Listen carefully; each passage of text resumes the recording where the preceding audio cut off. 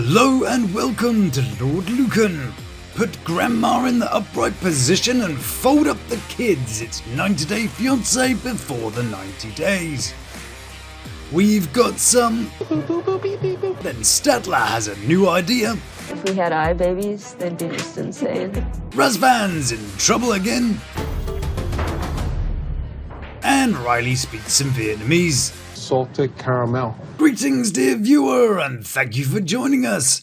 And a charmingly befuddled dose of love to those who have subscribed, you beautiful people. And don't forget those illustrious beings that make up the members of the Lukan Manor. Today we're starting the heats with a bit of Riley, who's due to leave Vietnam. But not before he puts his dignity through the mincer one last time. So he takes Violet out for dinner and she's clearly devastated that he's leaving. Are you sad that I'm leaving?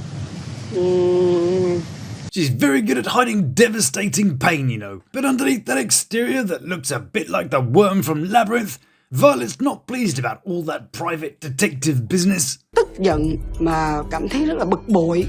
Which makes for a totally not awkward meal for two. You look beautiful. Blimey, Riley's been doing shots of helium again. Either that, or he's doing that thing he does where he wants to appear non-threatening and apologetic. Oh, hello. Oh, okay. You order first. Then he does a Vietnamese accent while ordering something written in English. So I'm gonna have salted caramel.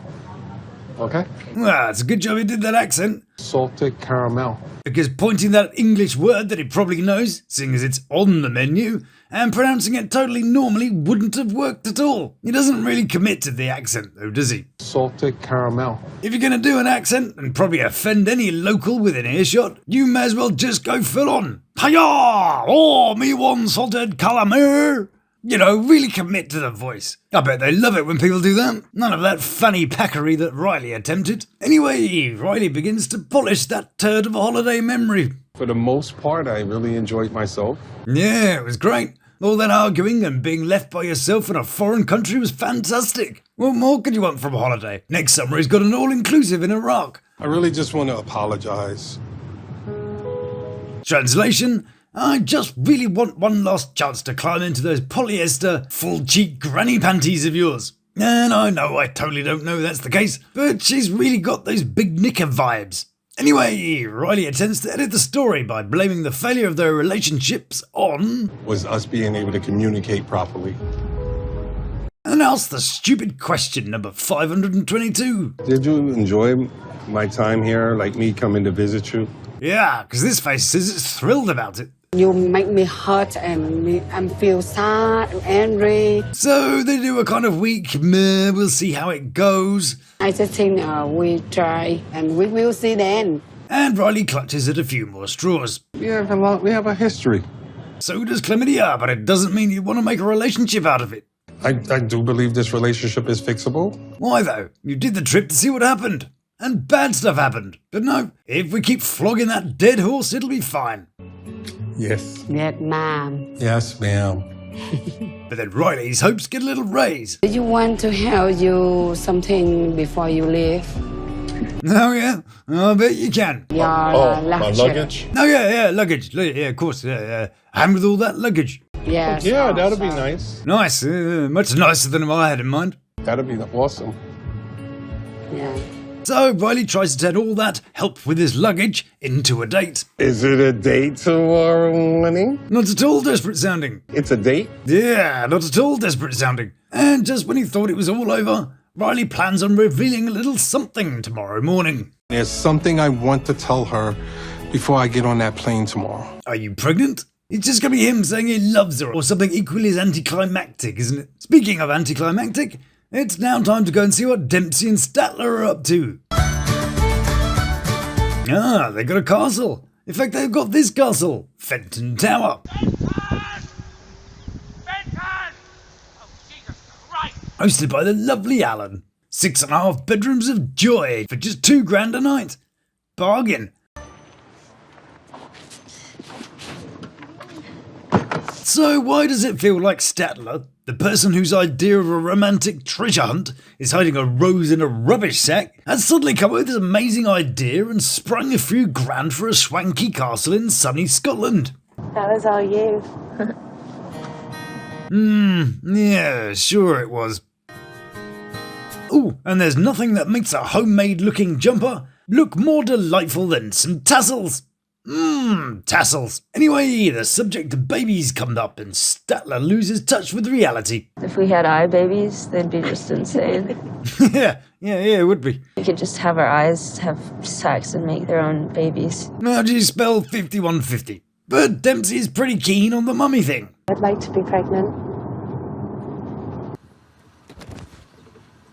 And you can see it bring much glee to Dempsey. Be a full-time mom. You look a very pleased little motor car. But even though Statler's from Texas, she's brought her own Manhattan project. I don't know if I want kids. Oh dear, and after she said she wanted them previously. But don't worry, Dreary Dempsey's got that covered with plenty of denial. Yeah. In Bonnytown, Statler asks a local bagpipe botherer to bust out a tune. Then they have to stand there looking grateful while the world's worst song plays on the world's worst instrument. And that's enough of all that racket. It's time to go to the Philippines. Philippines. And Deaf Dave is regaling us with stories of last night's action. Blimey, son, spare us the graphic detail. Although, I've got to say I'm not familiar with this move. Enough of that debauchery. Let's calm things down with a trip to the UK again. And England's most boring couple. And yes, they beat Dempsey and Statler in the most boring category because Dempsey had sex in a castle, whereas Christian had sex in Cleo's back door. Anyway, Britain's boringest couple are busy looking fun. Cool. Woohoo! Party Central. I can see why Christian calls himself the life of the party. Chip inserts. No, he's doing the dad gags again. Who even finds that funny? Oh, Barbara here does. And you can still hear him going beep, beep, beep as we cut to Cleo. Maybe Christian gets really easily bored or distracted. And as Christian is about to leave the UK, Cleo expresses a little concern. It would not make me happy if you were to approach girls that appear to be single. Man, of course, that's way too much to ask. There's nothing the way that I approach women at a bar that would lead them to think that I'm hitting on them. Notice he said the way he approaches women. Like he says that some men may approach women in bars for a particular reason, but not him, not when he does it, because when he does it, it's totally fine. Either that they have no idea he's hitting on them because he's got the game of a 7th grader. So I feel like I have nothing to be guilty about. Ah, I see. I'm not going to stop because I'm doing nothing wrong. It's the perception of what I'm doing that's wrong. Of course it is. I don't like feeling that I need to change the way that I am. Because you're perfect the way you are. Like the way you measure your words to hide the truth. Case in point. I'm a social butterfly, but there is nothing that I've done on this trip He was specific enough to say, and he was accompanied by a very sly grin as he spoke his carefully sculpted sentence. That smile, it says, I'm so smart, but I'm going to be very specific and tell you I've not been a good boy by telling you I've been a good boy, because I think I'm smarter than you. Anyway, he reassures Cleo and she's much happier. Babe, it's okay. It's all right. Yeah, it'll be fine. Next up, we're off to see AmandaBot 3000 and Razvan Winkle. And the AmandaBot, beep bap boop, is hopeful about the future. We have a lot to celebrate because we're doing much better. Gosh, she's so lifeless. But don't worry, Pulse fans. I've hacked into the AmandaBot 3000 mainframe and we can do this. We have a lot to celebrate because we are doing much better. Yeah, we can have some fun with the new voice. Let's have a look now. Let's have a look here. Aria sounds classy. I think we have a lot to celebrate because we are doing much better. Yeah, not bad. Ooh, Luke. I think we have a lot to celebrate because we are doing much better. Yeah, well, Luke's clearly a bit South African. Okay, what about Roger? I think we have a lot to celebrate because we are doing much better. Oh, what about a bit of Arabic? Mona, Jamal. We have a lot to celebrate because we are doing much better. But you can't do the accent fun thing without a bit of Japanese. We are doing much better. Beep bop boop. That voice sounds a lot like the narrator from the must-see YouTube channel, Cooking with Dog, where they cook. with a dog. What's that? You've not seen Cooking with Dog? Well, dear viewer, allow me to introduce you to... Cooking with the dog. And they literally cook with a dog. When the chicken is almost cooked. And why not put a flammable pet next to an open flame? What could possibly go wrong? Anyway, back to the couple, and Razvan and I have learnt a similar lesson in American humour. This looks country. Having spoken to a few Americans, I've now established that the word country is interchangeable with the word shit, which works well in America land, but totally changes the concept of English phrases like for king and country, or a stroll in the country. Anyway, it looks like Amanda Bot is accidentally having a good time. Okay, you do it, okay? Oh no! Now look what you've done. Now she's got to rain all over his rally with some sort of unwinnable, mostly pointless argument about a private conversation Razvan had with his mum. I had really good time with your family, but...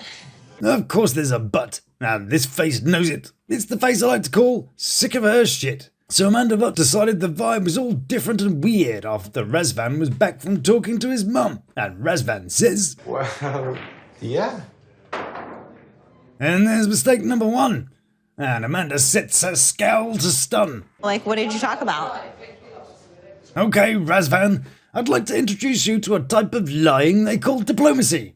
Diplomacy is that thing you do when the pain sustained from the fallout of the truth far exceeds the loss of morality through a little white lie. This only applies to small, awkward stuff like family members' opinions of each other. You can do big lies with diplomacy if you're a diplomat, and then you get to lie to entire countries. But Razvan needs to learn his diplomacy. Rule number 22 in the Little White Lie guidebook says that when your mother and girlfriend don't like each other, little white lies are permitted in order to disguise or distract from incendiary conversations. I talk about our relationship. Bloody hell, Razvan. He's really pulling his own pants down over this one. It would have been totally fine to say something like, "No, yeah, you know, she's got some personal stuff she's worried about," which isn't necessarily untrue. Or that she's sad about him potentially moving to the US. But no, he chose honesty, which is great because he's a good guy. But right now, he's Amanda Bot's punch bag. I just wanted to hear what she said because...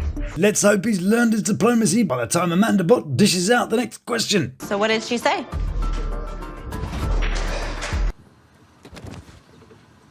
Let the squirming begin.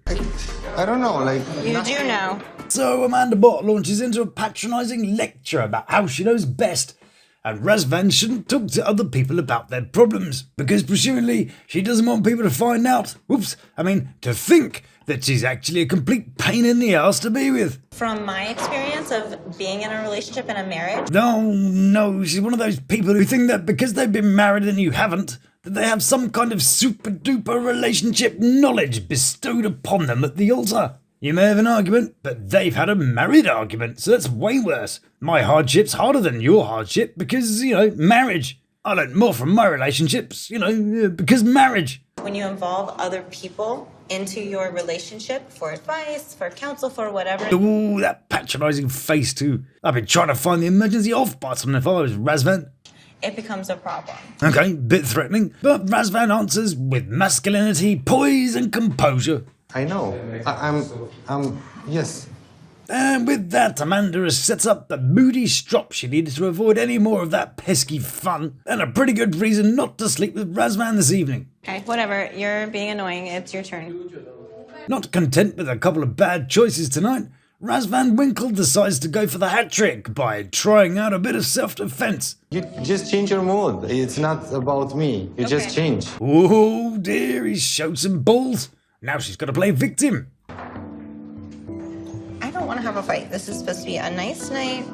Yeah, totally didn't want to have a fight about that thing she brought up to fight about. And while he's on the ropes, totally just blame him for it all. I don't want to have a fight. I feel like you do.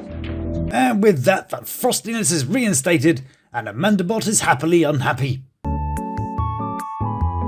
Mission accomplished. And that, dear viewer, is my mission accomplished for one day. Thank you so much for watching.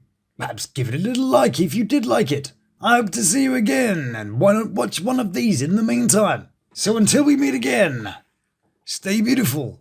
Love to my three. You take care of yourself.